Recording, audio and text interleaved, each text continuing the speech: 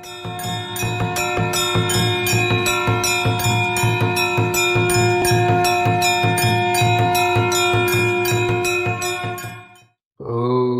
शयनावतु शयनो भुनक्तु शवीर्यं कर्वावहै तेजस्विनावधीतमस्तु मा विद्विषावहै। ॐ शान्ति शान्ति शान्ति। अखण्डमण्डलाकारं व्याप्तं येन चराचरं तत्पदं दर्शितं येन तस्मै श्रीगुरुवे नमः।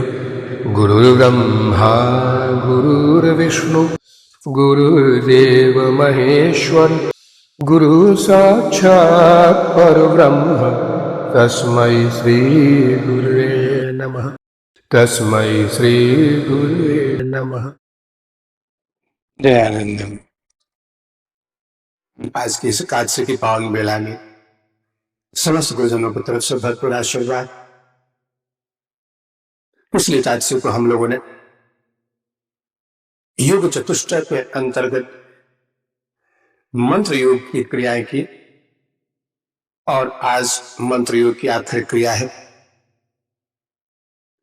मंत्र योग एक माध्यम है साधना के लिए और ये हर साधक को, चाहे वो भक्ति मार्ग से चले या योग मार्ग से, तंत्र मार्ग से, जिस मार्ग से भी चले, मंत्र का सहारा उसको लेना ही पड़ेगा। और मंत्र को सिद्ध करना हर साधक का अपना एक धर्म भी है, कर्तव्य भी है।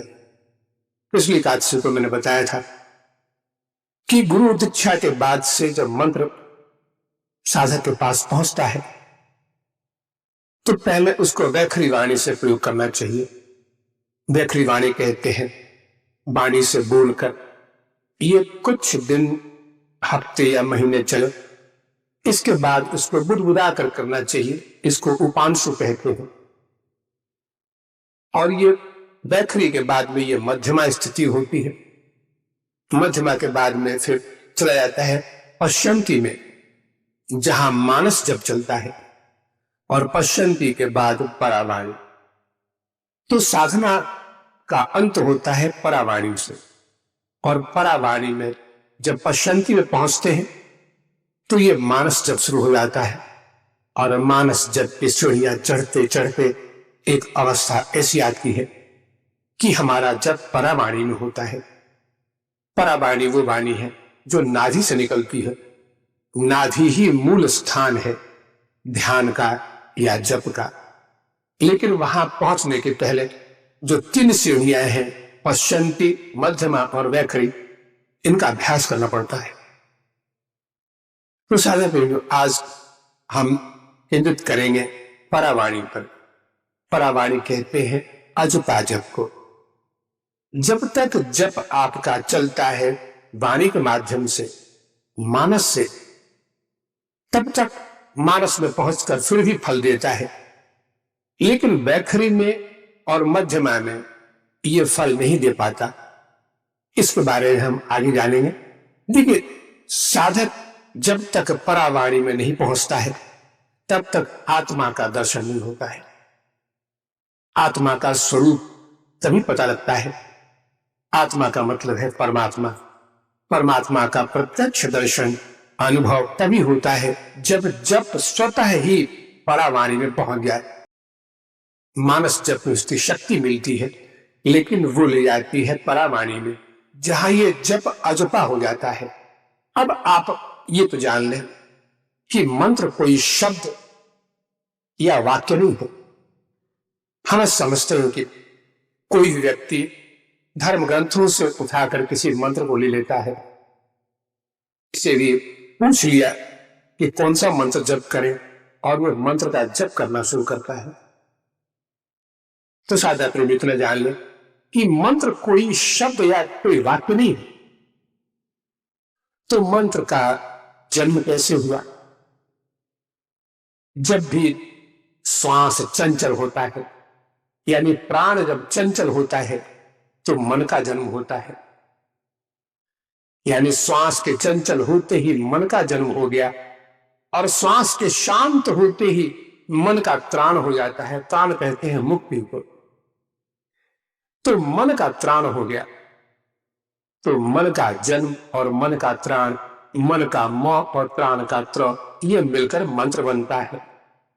यानी हर अवस्था में मन ही कार्य करता है। तो मंत्र का मतलब हुआ कि मन का जन्म होता है और फिर मन का त्राण होता है। तो मन के त्राण की अवस्था को ही मंत्र कहते हैं। यानी जब मन अपने अस्तित्व को खोकर और साक्षी बन जाए, उस परमात्मा में विलय कर जाए, यही मंत्र है और उसका माध्यम मंत्र बनता है। तो इतना तो जान कर रखें कि मन के चैतन्य होने में प्राण का सबसे बड़ा योगदान है। श्वास पर नियंत्रण करना, प्राण वायु पर नियंत्रण करना, प्राणायाम को सिद्ध करना, ये पहला कर्तव्य होता है हर साधक का, और तभी मंत्र चैतन्य होता है। आजकल का जो गृहस्थ जीवन है साधा प्रेमियों, ये भोग विलास और पारिवारिक जटिलताओं के चलते इतना ग्रसित हो चुका है कि मंत्र सिद्ध करना साधक के लिए बड़ा कठिन काम बन गया है। अब वाणी जब शुरू होती है, अजपा जिसको कहते हैं, ये अजपा ही एक वो किला है जहां पहुंचने के रास्ते मानस जप से शुरू होते हैं। तो अजपा को अगर हम एक किला मान लें तो इतना जान लें कि इस संसार की इस परिस्थिति में भी साधक को इन कठिन दौर से गुजर कर भी मंत्र को सिद्ध कर लेना चाहिए। क्योंकि मंत्र अगर सिद्ध हो गया है तो साधना मार्ग उसके लिए बिल्कुल सहज हो जाता है। लेकिन अगर मंत्र सिद्ध नहीं है तो साधना मार्ग कठिन है, बहुत कठिन होता है। अब मंत्र चैतन्य होना और नहीं होना, यह निर्भर करता है साधक की अपनी, उसकी जो आस्था है इस पर निर्भर करता है। मंत्र चैतन्य अगर हो जाए, इसके लिए इतना याद रखें कि इन सब चीजों के लिए बुढ़ापे का सहारा न ले, इनको बुढ़ापे के लिए न छोड़े। क्योंकि मंत्र को चैतन्य करना, अपने प्राणों को आयाम देना यानी प्राणायाम करना, ये एक स्वस्थ शरीर में ही हो सकता है, वृद्धावस्था में नहीं हो सकता। इतना याद रखें कि ये जो किला है अजपा जप का, ये बड़ा दुर्गम है, कठिन दौर से गुजरना पड़ता है। इसलिए इसमें शरीर को स्वस्थ रखें, मन को स्वस्थ रखें और इतना ही समय दें कि प्रातः काल और संध्या समय और अजपा का प्रयोग करें। मानस जब से शुरू हो अजपा में, ये जो विधि बताई गई है पिछली एकादशी को, इसका सहारा लेकर आगे बढ़े, निश्चित सफलता मिलेगी। आज की एकादशी साधक में मैं उन साधकों को अर्पण करता हूं और उन सभी साधकों को जिन्होंने एक संकल्प लिया है मंत्र सिद्ध का या फिर साधना में आगे बढ़ने का, और गंगोत्री की पावन भूमि में वहां उपस्थित साधकों ने एक संकल्प लिया था, सबने संकल्प लिया है और मैं आशा करूंगा कि वो अपने संकल्प को पूरा करेंगे। और आज की एकादशी उन सभी संकल्प करने वालों को जो सिर्फ इस मंत्र को सिद्ध कर लें, मंत्र को चैतन्य कर लें, इसको अर्पण करता हूं मैं उनको, और समस्त गुरुजनों का आशीर्वाद भी कि इस जीवन में कम से कम इतना लाभ हो जाए कि मंत्र चैतन्य हो जाए। अब आइए, आज चैतन्य किस का नाम है और मंत्र किस रूप में फलीभूत होता है, कैसे फल देता है और किस तरह मुक्त करता है, इसकी चर्चा करेंगे आज हम। यानी मंत्र पैखरी से शुरू करके परावाणी में जब पहुंचता है तो कैसा लगता है। कभी कभी आप सबको एक उत्सुकता रहती होगी कि वो योगी कैसे होते होंगे जिन्होंने मंत्र को सिद्ध कर लिया है, तो उनके उठने बैठने का, बात करने का, चलने फिरने का और फिर संसार में व्यवहार करने के तरीके क्या वही होते हैं जो हम गृहस्थियों के हैं या इससे अलग होते हैं। क्या हम जान पाएंगे कि उस व्यक्ति ने मंत्र सिद्ध कर लिया है? आइए इसको समझे आज, और इतना जान के रखें कि जीवन की भाग दौड़ में कितना भी अपने आप को डाल कर रखें, किस चक्की में कितना भी पिसते चले जाए, जब तक मंत्र को चेतन नहीं करेंगे तो ना ही ये संसार का ऋण मुक्त होता है, ना ही गुरु का। क्योंकि गुरु उसे मंत्र दिया है आपको, और आपका धर्म है उस मंत्र को कम से कम इतना चैतन्य कर लिया कि इसकी शक्ति अगले शरीर तक पहुंच जाए। तो आइए आज जाने कि ये अजपा जब क्या चीज है और कितनी बड़ी शक्ति छिपी होती है उस अजपा में। देखिए, जिस दिन आपको गुरु मंत्र मिला था दीक्षा के समय में, अगर वो मंत्र आज भी सिर्फ वैखरी वाणी का विषय है या उपांशु का, और फिर माला पे ही चलता रहा है अभी तक, जब तक वो मंत्र माला पे चल रहा है और माला से आगे नहीं बढ़ पाए हैं, यानी वो मानस नहीं बन पाया है अभी तक, तो उस अवस्था को कहते हैं सुप्त अवस्था, यानी वो जप की सुप्त अवस्था है, मंत्र की सुप्त अवस्था। और मंत्र जब सो रहा होता है तो वो जब जगा नहीं है तो फल कैसे देगा? तो मंत्र फल नहीं देता है। अब इसका नियम यह है कि कम से कम 15 माला का नियम लेना चाहिए। इस यात्रा में परावाणी तक पहुंचने का, परावाणी एक वो दुर्गम तीर्थ है जहां लोग चल के जाते हैं, उसकी शुरुआत करनी चाहिए 15 माला से। 15 माला जो है इसका जब शुरू होता है तो जब की तंद्रा टूटती है, मंत्र जो सो रहा है इसकी तंद्रा टूटती है, इसकी नींद खुलती है, चेष्टा होती है, कभी खुलती है कभी फिर सोता है, तो उसमें एक चेतनता जगती है। और जिस दिन शुरुआत हो गई इस 15 माला के नित्य नियम को, 24 घंटे में कभी भी 15 माला जप लें। इसका कोई नियम नहीं है कि एक साथ सुबह भी जप करना है या शाम को करना है, कभी भी जब भी वक्त मिले, लेकिन नियम यह है कि पूरी चेतनता से जप होना चाहिए। तद जपस तदर्थ भावनम, मैं बार बार कहता हूं, धर्म ग्रंथों ने कहा है कि सिर्फ उंगलियां माला पर चल रही हो तो ये जप नहीं है, मन को लगाना पड़ेगा उसमें, और मंत्र को मानस रूप में सुनते रहें और भावना करते रहें। तो ऐसा 15 माला अगर पूरे चेतनता की अवस्था में हो जाए तो मंत्र की तंद्रा अवस्था टूटती है। और जिस दिन ये 25 माला हो जाए उस दिन त्रिपुटी टूटती है। त्रिपुटी कहते हैं कि ध्याता, ध्यान और ध्येय। मैं ध्यान कर रहा हूं, मैं माला को जप रहा हूं, ये माला है, ये मंत्र है, ये जो भान बना रहता है ये टूटता है। और साधक लोग, जिस दिन 25 माला से तंद्रा टूटती है उस दिन साधक के सामने कुछ चीजें अद्भुत आनी शुरू होती है। अब उसका मन उस जप में लीन होना शुरू होता है। लगातार मन मंत्र के साथ चलता रहता है। मन को शांत करना पड़ता है इसमें। मन जब शांत होता है तो माला का स्वर भी लगातार सुनाई पड़ता है, और तब मन का लय होता है, और तब एक रस मिलता है।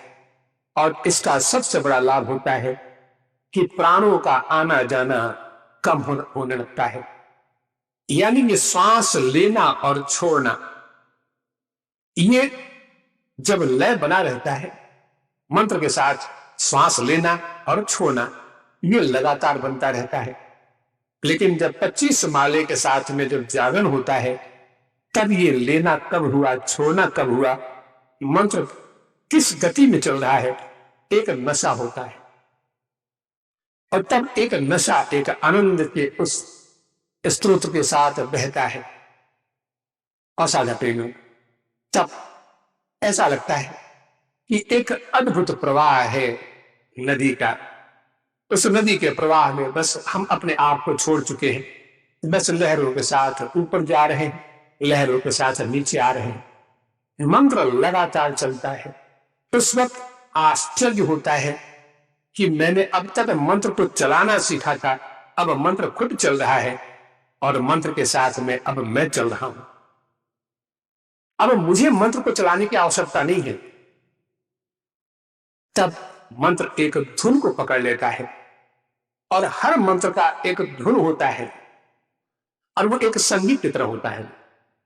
अब ये मैं व्याख्या करके भी आपको समझा नहीं पाऊंगा, क्योंकि आपका मंत्र अपने जब धुन पकड़ लेगा तो एक संगीत की लहरी चलती है उसी मंत्र की, और ये बड़ा नशा देता है। इतना अद्भुत होता है कि मंत्र के उस लय में, उस प्रवाह में बस मन डूबता जाता है। और साधारण ये नशा धीरे धीरे मानस से परावाणी की तरफ पहुंचना शुरू करता है, और जब परावाणी में पहुंचता है तब उस नशे की पराकाष्ठा होती है कि एक आनंद में डूब जाता है, एक अपूर्व आनंद। उस आनंद को वर्णन करना बड़ा कठिन होता है। और तब कभी आपने अनुभव किया होगा कि कोई संत महात्मा अचानक उनकी कुटिया में आप चले गए, तो उनकी मनोदशा देखकर आपको लगता है कि इस सृष्टि का जितना आनंद है सब इनके चेहरे पर है, एक अद्भुत आनंद। कभी अच्छे साधक के चेहरे को अध्ययन करें, जब वो अपने उस नशे में डूबा हो तो आपको लगेगा कि दुनिया का सारा सुख फीका है इसके सामने। साधक जब ये नशा होता है, मंत्र का जब ये नशा शुरू होता है, तो लगता है कि बस इसी प्रवाह में डूबते रहे, अब फिर लौट के नहीं आए। उस पर लगता है कि सागर की गहराई भी कम है जितना गहरा इसमें आनंद है। पर्वत की श्रृंखलाएं भी कम ऊंची हैं जितनी ऊंचाई इसमें, और हजारों सूर्यों का प्रकाश, यही अजपाजप है। और जिस दिन भी आप चेष्टा करेंगे निश्चित रूप में, तब इतना अवश्य है कि इसमें अगर साधक के अंदर में तन्मयता है, अगर वो गृहस्थी में है और सुबह शाम का नियम पक्का है, तो 1 वर्ष में निश्चित ये मंत्र सिद्ध हो जाएगा और अजपा हो जाएगा। और अजपा के बाद आपको कुछ नहीं करना है। जब ये मंत्र चलता है तो शरीर की सुध बुध नहीं रहती है साझा पे।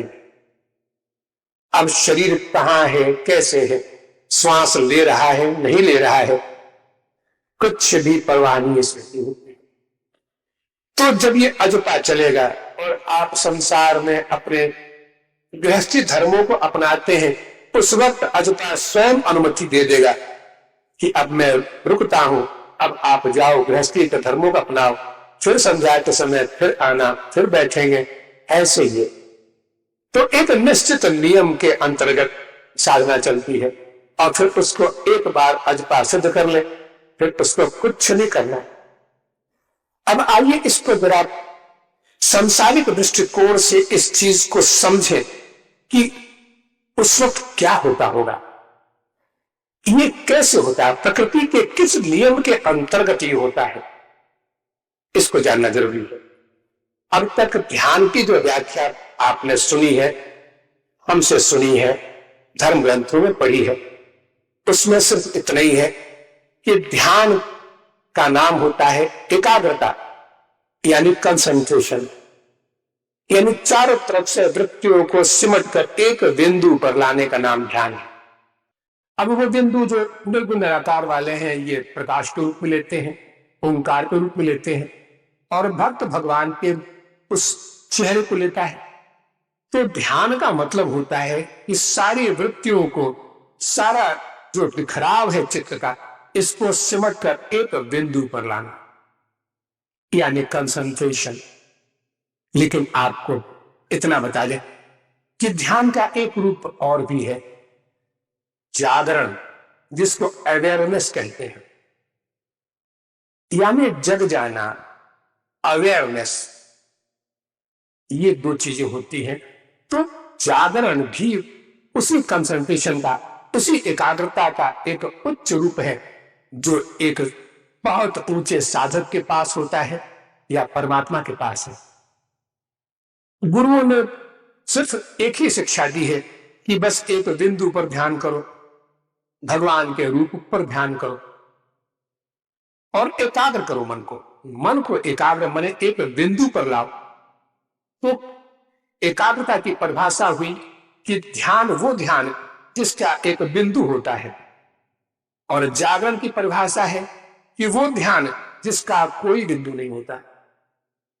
अब ये बड़ी अद्भुत चीज है, आइए इस पर आज समझे हम लोग कि ध्यान की वो अवस्था जिसमें अजपा जब चलता है वो क्या केंद्र है या परिधि है। अब देखिए, अब जैसे कि हमारा शरीर है, इसमें से लाखों करोड़ सेल्स होते हैं। हर सुई के नोक पर एक एक सेल पड़े होते हैं, जहां अगर सुई चुभ हो जाए तो वहां दर्द होता है। इसका मानी ये हुआ कि हम अपने शरीर के इन लाखों करोड़ों सेल्स पर जागृत हैं, उनमें चेतना वैसी है। अब ये जब कभी दर्द होता है आंख में, कभी अगर दर्द हुआ पैर में, तो हमें लगता है कि हमारे पास एक पैर भी है जिसमें दर्द हो रहा है। लेकिन अगर ऐसे आप सामान्य हैं तो आप ये भी भूल जाते हैं कि आपके पास दो पैर भी हैं, दो हाथ भी हैं, इसलिए कि आप एक बिंदु पर ही सीमित हैं। आप अभी परिधि पर नहीं गए हैं, आप जगह नहीं है शरीर में, आप सिर्फ एक बिंदु पर ही अपने आप को केंद्रित करते हैं। और इसलिए सादा प्रेमी, जब भी अगर सुई चुप हो जाए आपके उंगली में, तो शरीर की जितने भी जो सेल्स हैं इनमें एक साथ दर्द नहीं होता है। ऐसा नहीं है कि उंगली में चुप हो गया सुई तो पांव में और असंख्य जितने भी जो सेल्स हैं, जितने भी जो केंद्र हैं, इन सब में दर्द, ऐसा नहीं होता है। इसलिए कि हम लोग अभ्यस्त हैं सिर्फ केंद्र के। हाँ, उंगली में सुई चुप हो जाए तो शरीर के करोड़ों जितने भी जो सेल्स हैं, इनमें जो चेतना है वो एक प्रवाह के साथ भागती चली आती है उस बिंदु पर जहां सुई चुभ हुई गई है। और तब क्या होता है कि अब तक तो हम पूरे शरीर पर जग रहे थे, अब सिर्फ यहां जगते हैं जहां सुई चुभ हुई गई है। बाकी केंद्रों पर मूर्छा हो जाती है, बाकी केंद्रों पर आपका ध्यान नहीं है। यानी अब आप का जो दर्द है ये सीमित हो गया है उस बिंदु पर जहां पर पीड़ा हो रही है। तो साझा प्रेमियों, अगर ऐसा होता कि सिर्फ एक बिंदु जो केंद्र का है, जहां भी हो, चाहे हाथ का हो या पैर का हो, वहां अगर सुई चुभ हो जाए तो एक साथ असंख्य जो सेल्स हैं, जो बिंदु हैं हमारे शरीर में, लाखों करोड़ों बिंदु हैं और सब ऐसे चैतन्य हैं, जहां भी आप सुई चुभेंगे वही दर्द होगा, वही आप अपने आप को अनुभव करेंगे। तो एक जगह सुई चुभने से क्या सारे शरीर में चुभन महसूस होती है? नहीं होती, क्योंकि आप सिर्फ एक बिंदु पर ही जगे हुए हैं और वहां चुभन होते ही सारे शरीर की जो चेतना है वो अचानक पूरे वेग के साथ में दौड़ती है उस बिंदु पर और तब दर्द महसूस होता है। तो हमारा जो एक साधना का जीवन है ये उस एक बिंदु को लेकर चलता है, और बिंदु की साधना जब तक चलती है तब तक हम केंद्र एक ही मानते हैं। और इसलिए कहा गया है कि हमारे शरीर में परमात्मा निवास करते हैं हृदय में सिर्फ। जैसे एक बल्ब कमरे में हो लेकिन प्रकाश पूरे कमरे में हो, तो प्रकाश से पूरा कमरा व्याप्त है, यानी पूरा कमरा प्रकाशित है, चैतन्य है, लेकिन उसका केंद्र सिर्फ बल्ब है, एक कोने में दीवार पर टंगा हुआ बल्ब। ऐसे ही मंत्र भी है। ये हमारा जो मंत्र है ये चलता है वैखरी वाणी से, और वैखरी वाणी से चलते चलते एक एकाग्रता की तरफ चलता है। और एकाग्रता होती है कि वैखरी वाणी में बहुत बिखराव है, वहां से एकाग्र होकर मध्यमा में आता है, मध्यमा में बुदबुदाना शुरू होता है मंत्र का, और फिर वहां से निकलकर वो हृदय में आता है। पश्चंती में मानस जब चलता है तो वहां और एकाग्रता बढ़ती है और मंत्र की शक्ति एकाग्र होकर सामने दिखती है उसको, लेकिन वहां से भी उसका कंसंट्रेशन, उसकी एकाग्रता और आगे बढ़ती है और तब परावाणी में आकर पूर्ण एकाग्र हो जाएगा। और इतना प्रबल रूप उस शक्ति का दिखाई पड़ता है उसको। लेकिन साधक प्रेमियों, एक चमत्कार होता है, जिस दिन परावाणी में आ जाएंगे उस दिन केंद्र टूट जाएगा। यानी अब आप जितना चैतन्य एक बिंदु पर है, हृदय में है, उतना ही चैतन्य आप पूरे विश्व में हर हृदय में हो जाएंगे, क्योंकि आपका जीव भाव खत्म हो जाएगा। देखिए, जब तक चेतनता किसी बिंदु पर है तब तक वो जीव भाव है, वही जीव भाव है, यानी एक बिंदु पर है वो। हम लोग जीव भाव में चैतन्य हैं, यानी सिर्फ अपने शरीर, मन और बुद्धि पर ही चेतना का अनुभव करते हैं। ऐसा नहीं है कि हम चेतना का अनुभव आपके शरीर में करें, आप अपनी चेतना का अनुभव हमारे शरीर में करें, क्योंकि आप अभी परावाणी से आगे नहीं बढ़ पाए। आपकी चेतनता सिर्फ एक केंद्र बिंदु पर है। आप जगे नहीं हैं, आप एकाग्र हैं। एकाग्रता जब तक है तब तक आप शक्ति भी प्राप्त करते हैं। अगर प्रकृति से या तंत्र मंत्र से, तो सिर्फ अपने लिए प्राप्त करते हैं। मंत्र की शक्ति भी जगाते हैं तो अपने के लिए जगाते हैं, तो उस मंत्र की ही शक्ति जगती है। ऐसा नहीं है कि असंख्य मंत्र हैं हमारे धर्म ग्रंथों में, असंख्य मंत्र हैं, सब एक साथ जागृत हो जाए। ये अवस्था सिर्फ परावाणी में होती है, यानी अजपा जप में। अब जरा इस चीज को और समझे कि ईश्वर भी चैतन्य है और हम भी चैतन्य हैं। तो ईश्वर चैतन्य है तो उसका एक बिंदु होना चाहिए, जैसा हमारा एक बिंदु है हृदय, तो ईश्वर का भी होना चाहिए। तो साझा बिंदु, अब समझने की बात यह है कि चूंकि हम एक बिंदु पर जगे हैं अपने शरीर में, तो बाकी बिंदुओं पर मूर्छा है। हम आपके हृदय की बात को नहीं जान पाते हैं। इस पृथ्वी के असंख्य जीव हैं, इनके चित्त को नहीं जान पाते हैं, क्योंकि हम सिर्फ अपने अंदर जगे हैं। हमने अभी अपनी चेतना को बाहर फैलाया नहीं है। लेकिन ईश्वर अगर सिर्फ एक बिंदु पर जगा होता तो घट घट का वासी नहीं होता। हर हृदय में परमात्मा निवास करता है, ऐसा नहीं होता। और फिर आपके सुख दुख का साक्षी नहीं बनता वो। इसलिए ईश्वर को जगा हुआ कहते हैं, और हम लोग एकाग्र हैं, ईश्वर जगा हुआ है। तो एकाग्रता में और जागरण में सिर्फ इतना ही फर्क है कि अभी हम एक बिंदु पर हैं, चाहे हम संसारिक व्यवहार में हो या साधना में हो, मंत्र जप में हो, जिस पर भी हो, हम एकाग्र हैं, यानी कंसंट्रेशन को हम लेकर चलते हैं। इसलिए हमारी सारी साधना एक बिंदु पर टिकती है, और हमने ओंकार को ही बिंदु माना है, परमात्मा के रूप को ही बिंदु माना है। लेकिन ईश्वर के साथ यह नियम लागू नहीं है, क्योंकि ईश्वर किसी एक बिंदु पर टिक नहीं सकता। अगर आपके शरीर के किसी एक सेल पर, एक बिंदु पर दर्द होगा, तो उसका अनुभव परमात्मा को पहले होगा, आपको बाद में होगा। इसलिए कि वो जगा हुआ है। हमारे ऋषि मुनि जगे होते थे, इसलिए वो दूसरों के लिए करते थे। जो सिर्फ एक बिंदु पर टिका हो, वो स्वार्थ को लेकर होता है, वो दूसरों के लिए नहीं कर सकता। लेकिन लाहिरी महाशय हैं, विवेकानंद हैं, रामकृष्ण परमहंस हैं, ऐसे महान योगी जग जाते हैं, और जब जगते हैं तो उनके अंदर की पीड़ा सिर्फ दूसरों की पीड़ा को लेकर होती है। वो अपनी पीड़ा को नहीं ध्यान देते हैं, उनको पता ही नहीं कि उनको क्या पीड़ा है। साझा करिए, यही है, हम ईश्वर नहीं बन पा रहे। जिस दिन हम भी उस बिंदु से आगे बढ़ जाएंगे, यानी हमारा जो जप है ये परावाणी में पहुंचे, और परावाणी में पहुंचते ही अपने बिंदु रूप को छोड़कर जागृत हो जाए, इसी का नाम जागरण है। बार बार जब शास्त्रों ने कहा है कि मंत्र को जगाओ, मंत्र को चैतन्य करो, इसका माने ये नहीं है कि मंत्र कोई ऐसा जीव है जो जग जाएगा तो आपको फल देगा। सिर्फ आप उस मंत्र पर नहीं जगेंगे, आप संसार के सारे मंत्रों पर जग जाएंगे, संसार के हर व्यक्ति में जग जाएंगे। और यही है ईश्वर। तो हम ईश्वर तब तक नहीं बन पाते जब तक हम जगते नहीं हैं।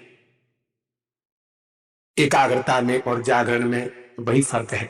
और मंत्र जागृत होना चाहिए, मंत्र को चैतन्य बनाकर जागृत कर दे, तब सब कुछ आपके सामने है। देखिए, संसार में हम सभी लोग किसी न किसी गृहस्थी के एक धर्म का निर्वाह करते हैं। आप में से कुछ डॉक्टर हैं, कुछ इंजीनियर हैं, कुछ तो हर व्यक्ति अपने एक सामाजिक उत्तरदायित्व को लेकर जीता है, यानी वो सिर्फ एक बिंदु पर जी रहा है। ध्यान से सुने इस चीज को। हम में से हर व्यक्ति एक सामाजिक उत्तरदायित्व को लेकर जीता है।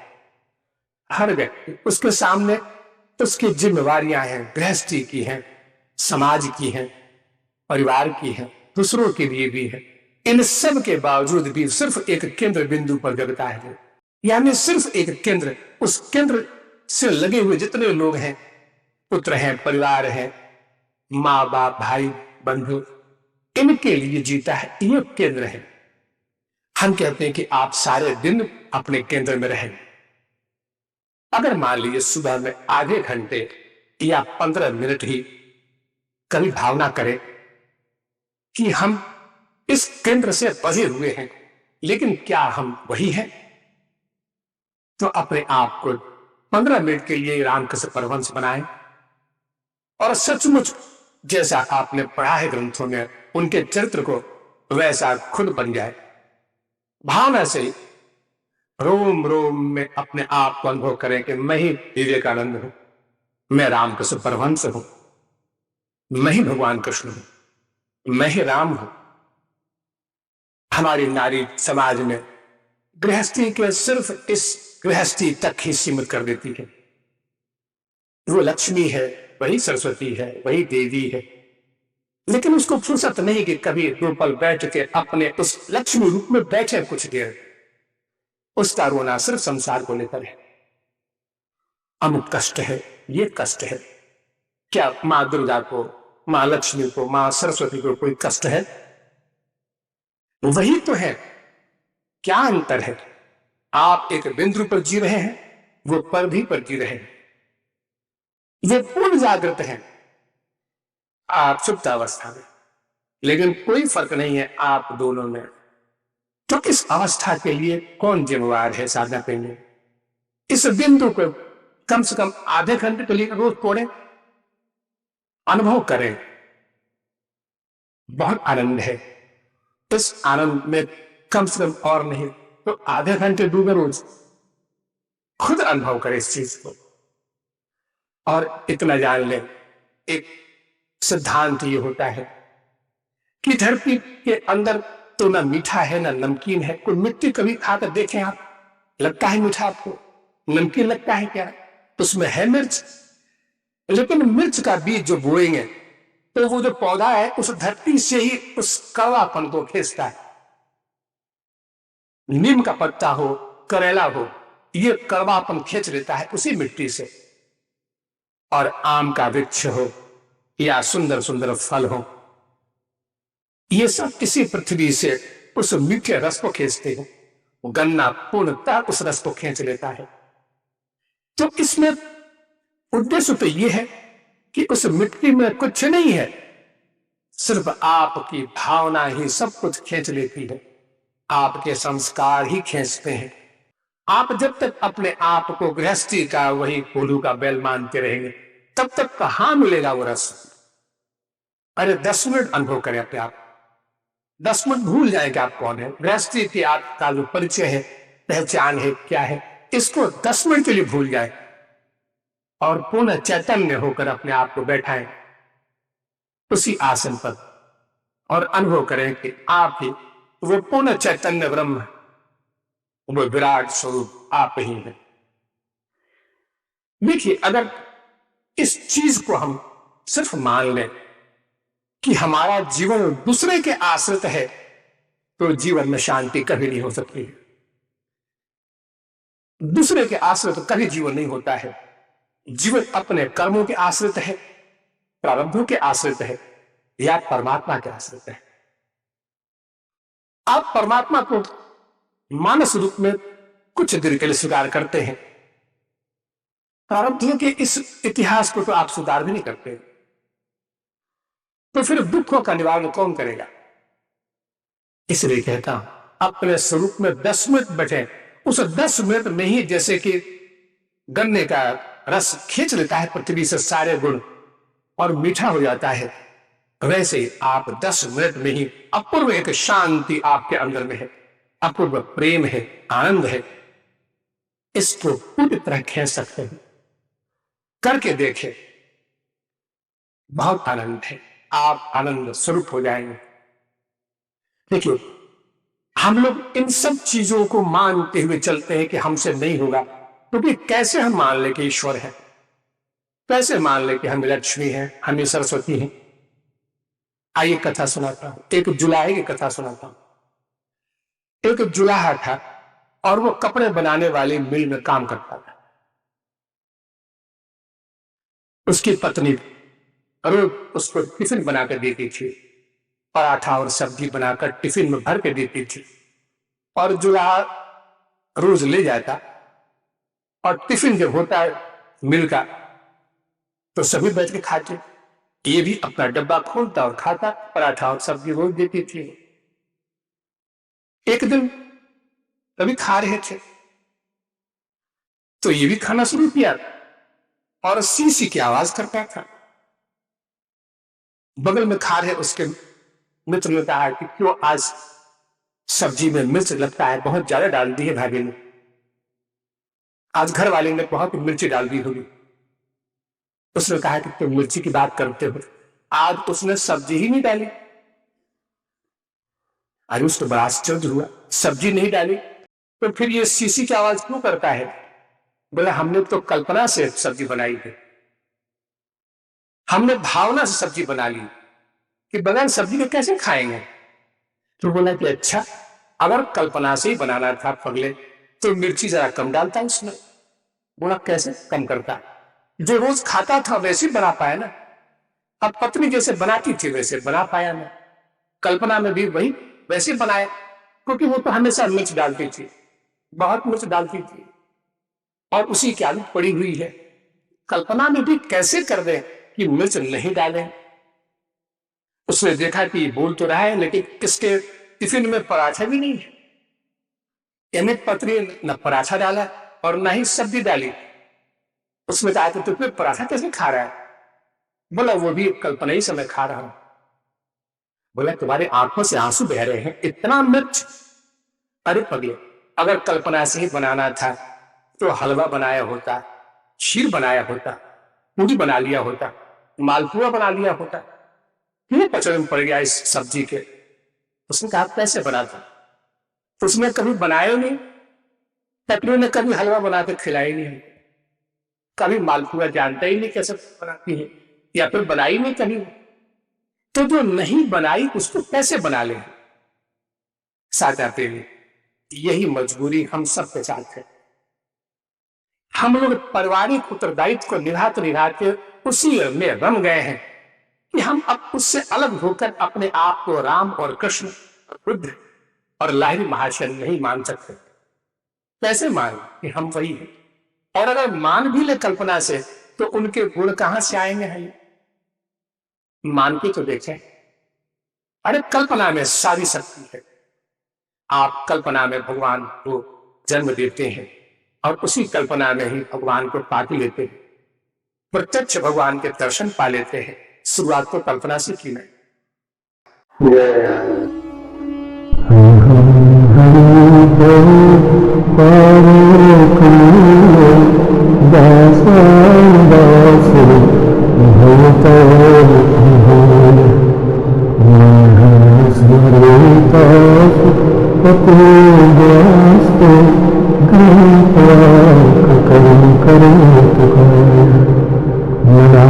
पुष्टं न च पारिष्टं न सौभयं न सौभक्तिं न योगसिद्धि विनो भवया समं सत्या विरहं कांक्षि अनादिपक्षा हिमा परं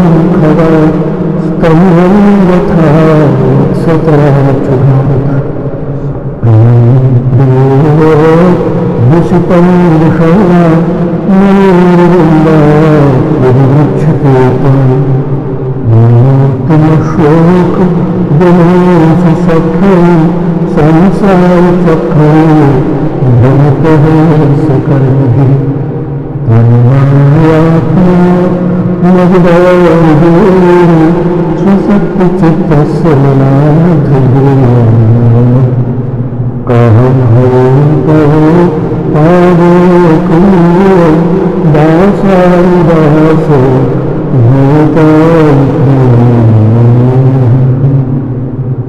जय